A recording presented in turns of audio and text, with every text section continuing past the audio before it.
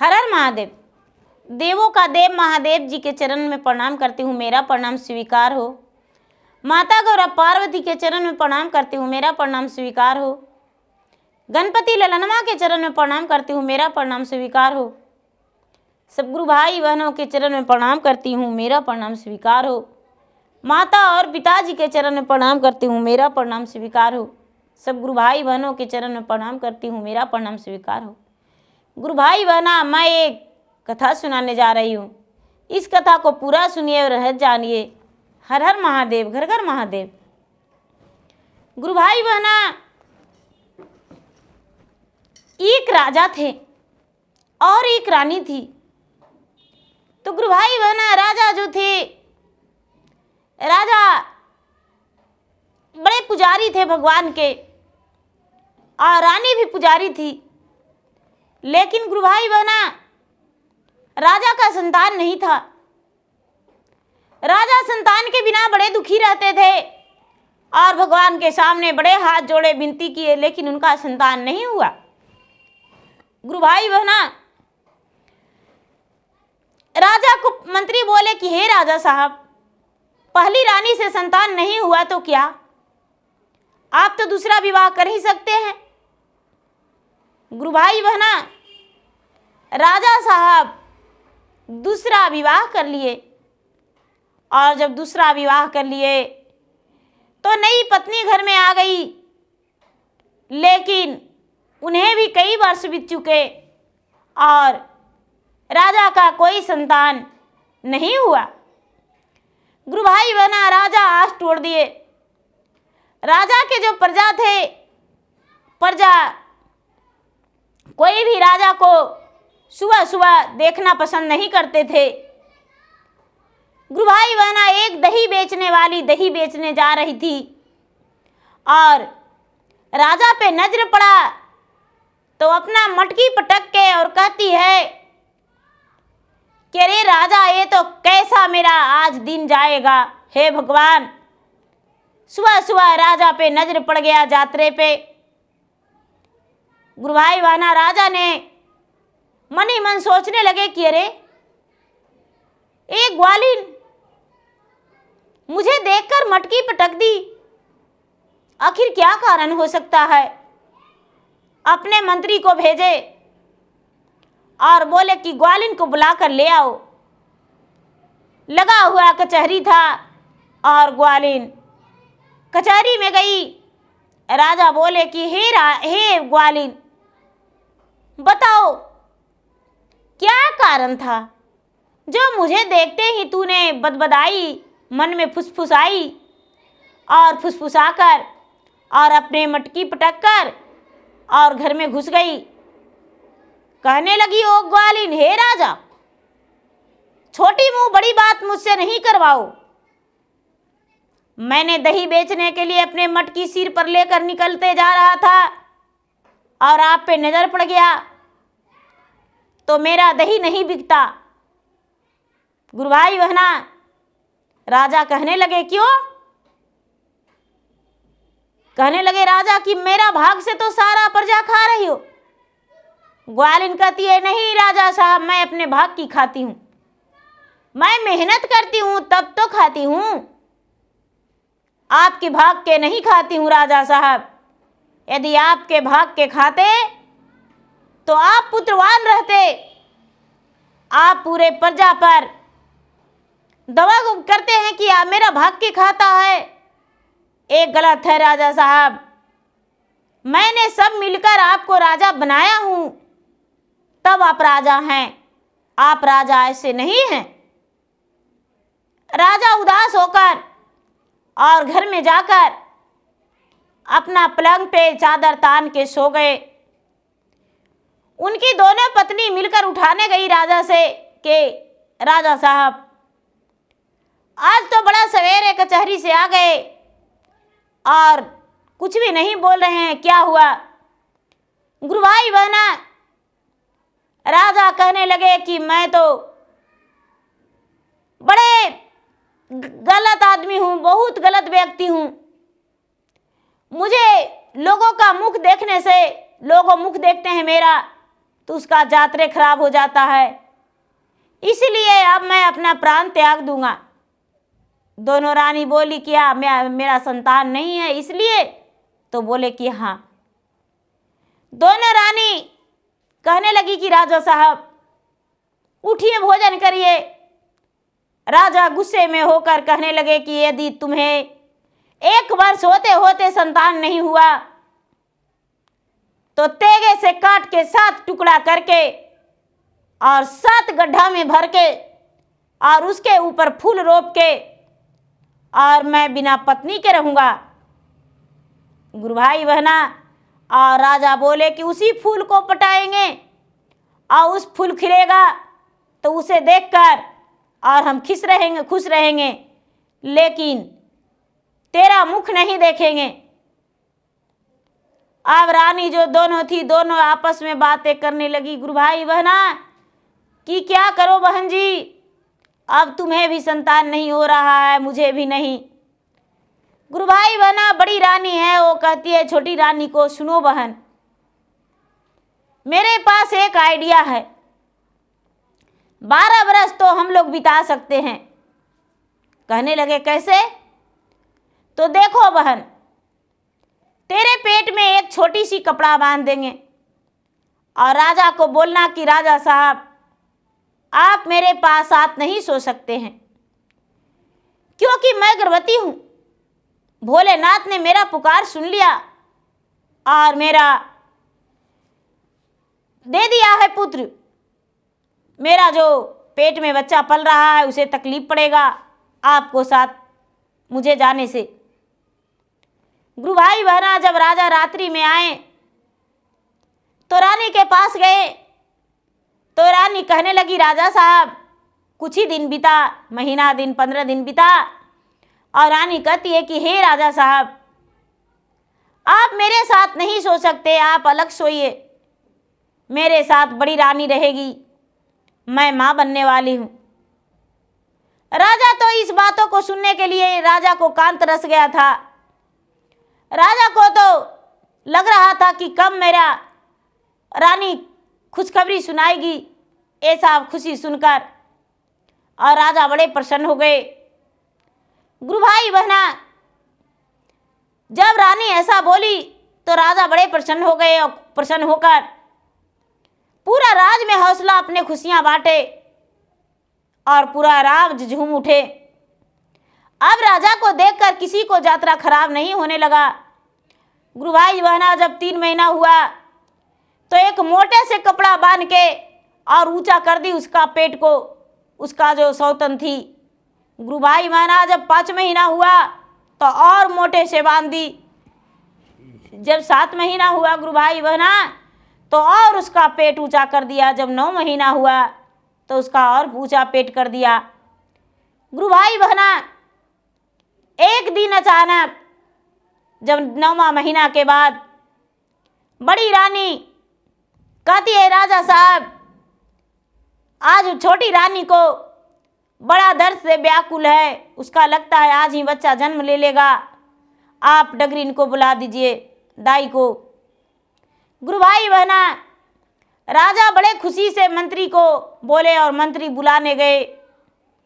दाई आ गई। गुरु भाई बहना आवे जो रानी थी, रानी ने सूखा गेहूं का आटा बड़े प्रेम से सानकर और उसे खूब सुंदर से तेल लगाकर और उसका पूरा शरीर में काजल करके, आँखों में काजल करके और नाक मुंह कान हाथ पांव सब कुछ बना के और उसे कपड़ा पहना के और रखने लगी और राजा से बोली कि राजा साहब लड़का जन्म लिया है। गुरु भाई बहना जब 12वीं था, जिस दिन छठी का दिन बीतता है उस दिन रानी बोली राजा साहब ऐसा कीजिए कि आप ब्राह्मण बुला दीजिए और बच्चे को हम दिखाएंगे पतरा, मेरा बच्चे का भविष्य में क्या है। गुरु भाई बहना जब ब्राह्मण देखे तो ब्राह्मण कहने लगे कि बच्चा तो बहुत सुंदर है, बहुत अच्छा है, बहुत भाग भविष्य का है, बहुत सुंदर है, बहुत छत्रवली है, लेकिन 12 बरस कोई माता छोड़कर और उसका मुख देख लेगा तो बच्चा मर जाएगा। गुरु भाई बहना, राजा कहने लगे कि ठीक है हे रानी, 12 बरस तक आप दोनों महल से बाहर नहीं आइएगा, बच्चे को देखभाल में रहिएगा और जो मेरा बच्चा है उसे संभाल कर रखिएगा। रानी साहब, गुरु भाई बहना, जब ऐसा बात रानी सुनी तो रानी बड़ा खुश हो गई। अब गुरु भाई बहना, राजा तरह तरह के उसे कपड़े लाकर देने लगे।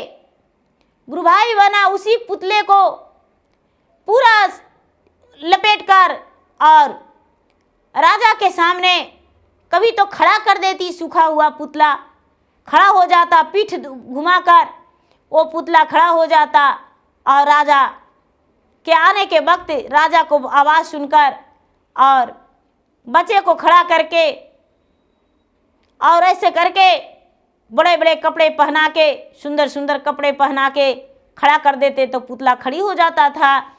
राजा को लगता था कि सचमुच में मेरा बच्चा है।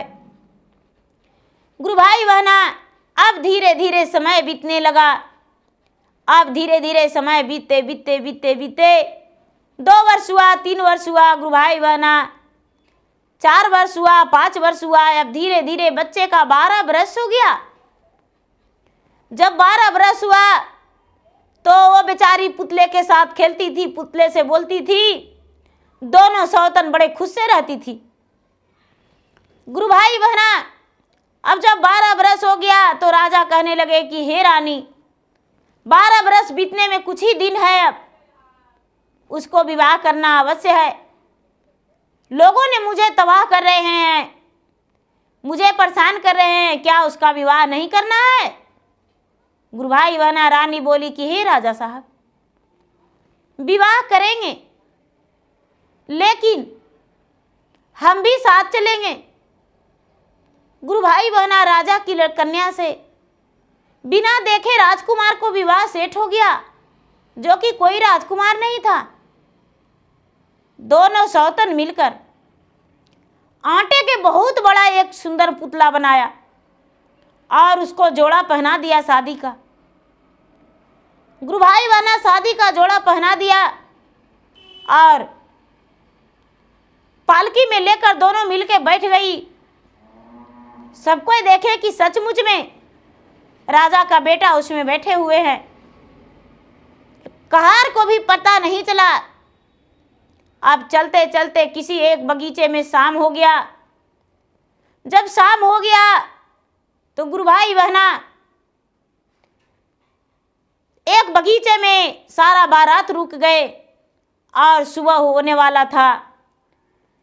ये जो दोनों रानी थी, दोनों रानी पालकी से उतर के और नीचे कभी बगीचे में घूम रही थी और कहने लगी कि बहन अब क्या होगा, जो दोनों वो बच्चा तो है नहीं, मैं करूँ तो क्या करूँ। गुरु भाई बहना, पालकी में एक काग घुस गया और काग जाके काग जो है वो अपने कौवे कौवी से बोला कि देखो एक पालकी है, उसमें कुछ भोजन लिया होगा, चलो खाते हैं।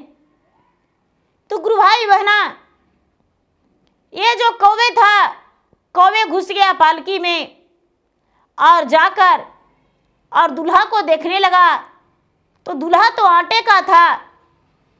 अब कौवा ने चोंच मारा और आटा खाया तो बड़ा मजा आया।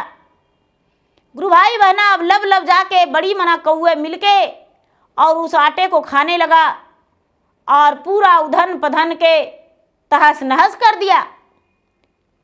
गुरु भाई बहना सारा बारात उठे और चल दिए। जो पालकी वाला थे वो पालकी वाला वहीं पर रह गए। चारों कहार का नींद पड़ा हुआ था। बारात वहां से निकल गए। अब गुरु भाई बहना ये जो दोनों थी, दोनों रोने लगी और कहने लगी कि आहा हाय रे कगवा बिटमारी, मेरा बेटा को मार दिया, मेरा बेटा को खा गया कगवा बिटमारी। गुरु भाई बहना हजारों कौआ मिलकर पूरी आटा को खा गया। अब सारा लोग कहार भी कहने लगे कि आहा, रानी का बेटा का खा गया। अब छाती पीट पीट के और दोनों मिलके रोने लगी। गुरु भाई बहना ये जो कौवे था, कौवे भोलेनाथ के पास जाकर कहता है, महाराज या तो मेरा प्राण हरण कर लीजिए और नहीं तो आप एक राजा का पुत्र दे दीजिए। राजा का पुत्र नहीं था, वो आटे का बना हुआ था और मैंने सारा कौवे मिलकर खा गया। यदि आप मेरा वचन नहीं मानिएगा तो सारा कौवे अपना आपके शिवलिंग के सामने प्राण हर देंगे। गुरु भाई बहना महादेव जो थे अब सोचते हैं कि राजा का पुत्र मैं कहां से दूं। गुरु भाई बहना महादेव चले गए उसी के पास एक साधु का रूप धारण करके और जाकर कहने लगे कि क्या हुआ बच्ची, क्यों रो रही हो पुत्री। कहने लगी क्या कहूं बाबा, मेरा पुत्र का बच्चा का मेरा बेटा का विवाह था और कौवे ने सब मिलकर खा गया। क्या करूं, आप तो सब कुछ जानते हैं, आप अंतर्यामी हैं। आखिर मेरा जान बचाने का और कोई उपाय नहीं था। राजा तो मुझे बोले थे कि काट कर और गह्वर में भर देंगे और उस पर फूल रोप कर और फूल को पटाएंगे तो फूल खिलेगा। अपना जान बचाने के लिए मैंने ये सब रचा, लेकिन कौवे ने मुझे रचने नहीं दिया, कौवे ने खा गया। गुरु भाई बहना महादेव बोले चिंता मत करो। गुरु भाई बहना राजा ने भगवान ने क्या किए, भोलेनाथ उस पे अपना अमृत छिड़क दिए।